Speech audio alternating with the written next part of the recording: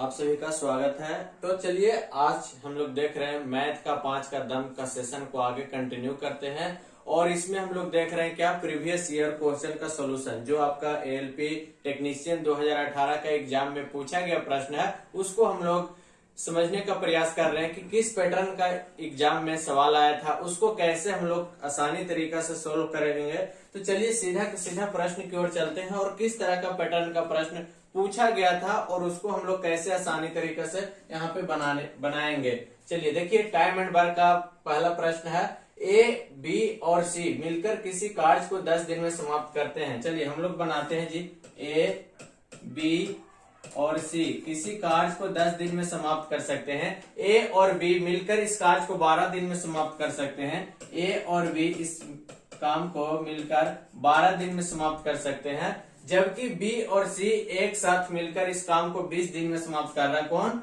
B और सी मिलकर। कौन? बी और सी मिलकर इस काम को 20 दिन में मिलकर समाप्त कर सकता है। यदि बी इस कार्य को करे तो उससे पूरा काम कितना दिन में समाप्त कर सकता है, यानी कि बी अकेला इस कार्य को करे तो कितना दिन में पूरा करेगा। देखिए सबसे पहले क्या निकालना है, ये तीनों का एलसीएम निकाल लेना है। 10, 12, 20 का एलसीएम निकालिएगा तो क्या आ जाएगा 60। तो अलग अलग इसका एफिशिएंसी आप लोग निकाल लीजिए। तो ए बी सी का एफिशिएंसी जो आ जाएगा आपको 6 आ जाएगा। ए और बी का एफिशिएंसी कितना आ जाएगा 5 आ जाएगा। और बी और सी का एफिशिएंसी क्या आ जाएगा 3 आ जाएगा। 60 में से डिवाइड कर दे रहे हैं हम और एफिशिएंसी आपके पास निकल के आ गया। अब पूछ रहा कि बी अकेला इस कार्य को करे तो कितना दिन में समाप्त कर लेगा। बी अकेला इस कार्य को करेगा तो कितना दिन में समाप्त करेगा, तो निकाल लीजिए। टोटल काम कितना है 60 है। काम टोटल काम 60 है। अब बी का एफिशिएंसी निकाल लीजिए। तो बी का एफिशिएंसी कैसे निकलेगा, देखिए बी और सी एक काम को उसका एफिशिएंसी क्या है, बी और सी का एफिशिएंसी 3 है। यहां से देखिए तो बी और सी का एफिशिएंसी 3 और टोटल है ए बी और सी का 6, तो ए का एफिशिएंसी कितना आ जाएगा 3 आ जाएगा। ए का अकेला एफिशिएंसी 3 आ जाएगा। अब यहां से देखिए ए और बी का एफिशिएंसी 5 है, यानी कि ए और बी का एफिशिएंसी क्या है, ए और बी का एफिशिएंसी यहाँ पे है 5 है और टोटल क्या है 6 है। तो सी का एफिशिएंसी क्या हो जाएगा 1 हो जाएगा।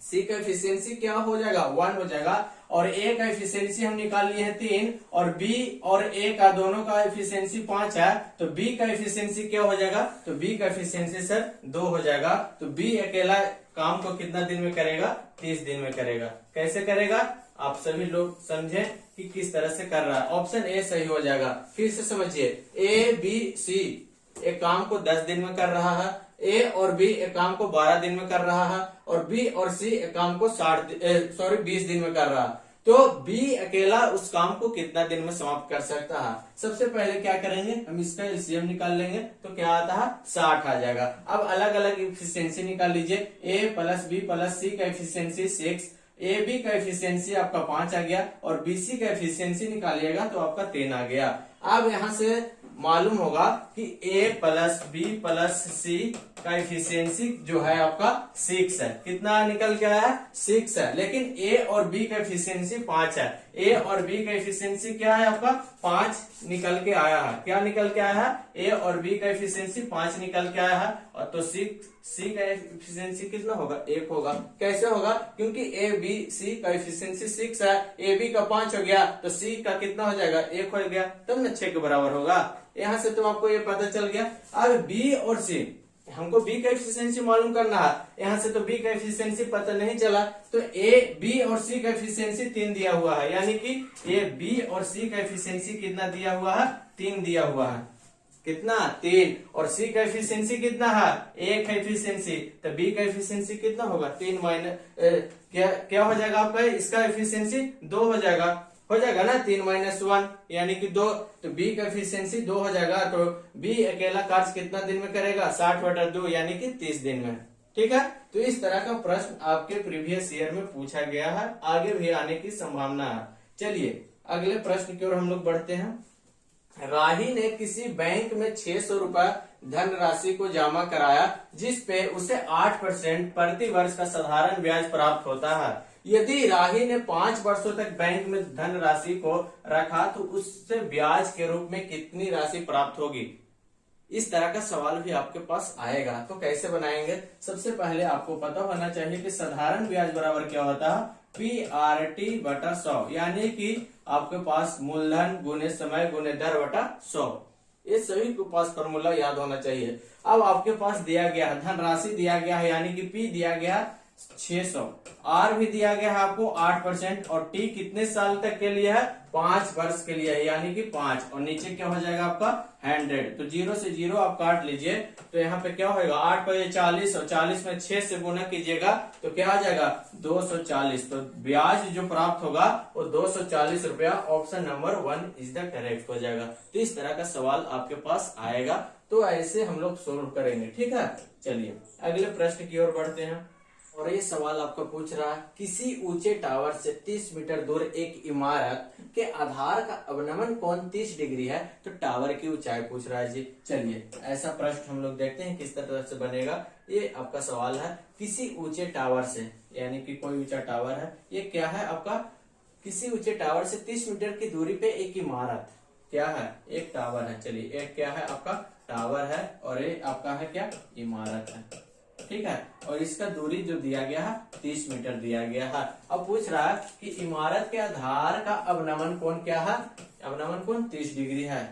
ये क्या है आपका 30 डिग्री है। तो अब बताइए कि टावर की ऊंचाई, यानी कि ये ऊंचाई निकालना है, ये ऊंचाई आपको निकालना है। तो यहाँ से आपका जो हो जाएगा फॉर्मूला क्या लगेगा, tan 30 डिग्री बराबर, tan 30 डिग्री बराबर क्या हो जाएगा, लंब बटा आधार हो जाएगा जी। tan 30 का वैल्यू क्या आ जाएगा 1/√3, और लंब क्या हो जाएगा, लंब यहाँ पे हो जाएगा h, और आधार क्या है दिया हुआ 30 दिया हुआ है।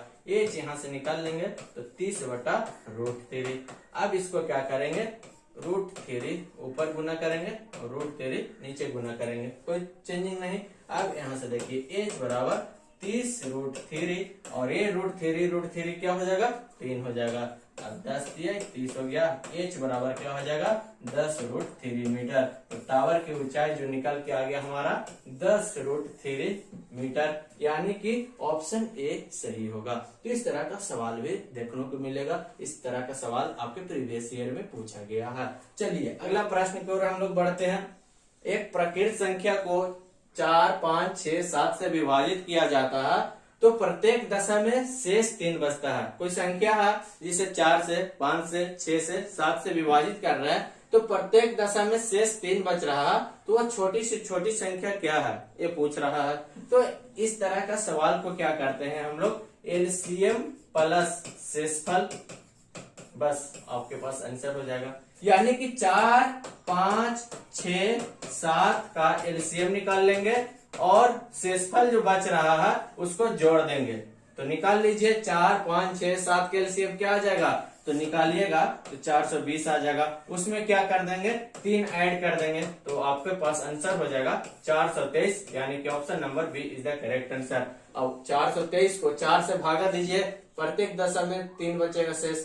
5 से भागा दीजिएगा शेष 3 बचेगा, 6 से भी भागा दीजिएगा तो शेष 3 बचेगा, और 7 से भी भागा दीजिएगा तो शेष 3 बचेगा। वही एक सबसे छोटी संख्या है जो प्रत्येक दशा में शेष 3 बचेगा।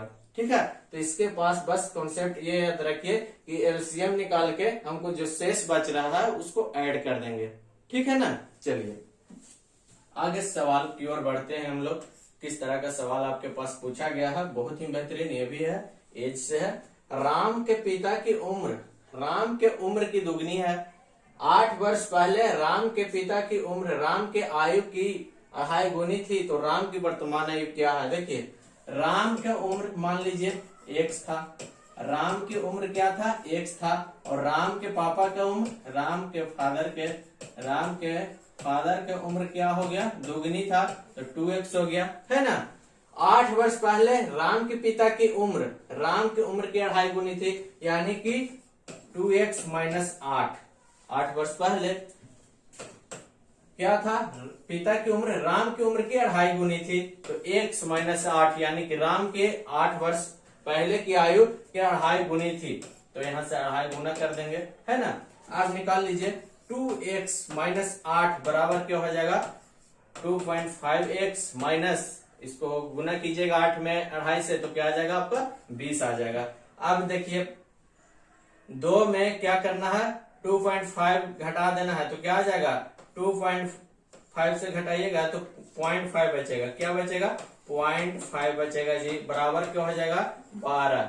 0.5x बराबर 12, तो x बराबर क्या आ जाएगा 12/0.5। अब 0.5 को हटाइए और ऊपर 10 से गुना कीजिए, तो यहाँ से आ गया आपका 5 दूनी 10 और x बराबर क्या आ जाएगा 24। पूछ रहा है क्या, राम की वर्तमान आयु। राम की वर्तमान आयु, तो राम क्या है x है, तो राम क्या हो जाएगा x बराबर क्या आ गया 24, तो राम की वर्तमान आयु 24 हो गया। अगर पूछता पिता की, तो दुगना है, तो 24 इंटू 2 हो जाएगा जी। 24 इंटू 2 हो जाएगा, तो राम के पिता की उम्र पूछ देता तो 48 साल हो जाता ना। तो इस तरह का सवाल हम लोग इस प्रकार से करेंगे। बेहतरीन सवाल था, इस तरह का सवाल आपका पूछा गया है 2018 में। तो इसी प्रकार को क्वेश्चन हम लोग लाते रहेंगे, हमेशा बताते रहेंगे। प्रीवियस ईयर में जो पूछा गया है आपका एलपी टेक्नीशियन में, तो इसी तरह से मैथ का, रीजनिंग का अगर क्वेश्चन चाहते हैं, चैनल को जरूर फॉलो कर लीजिएगा, कमेंट और शेयर जरूर करें, और मिलते हैं हम लोग अगले वीडियो में। Thank you.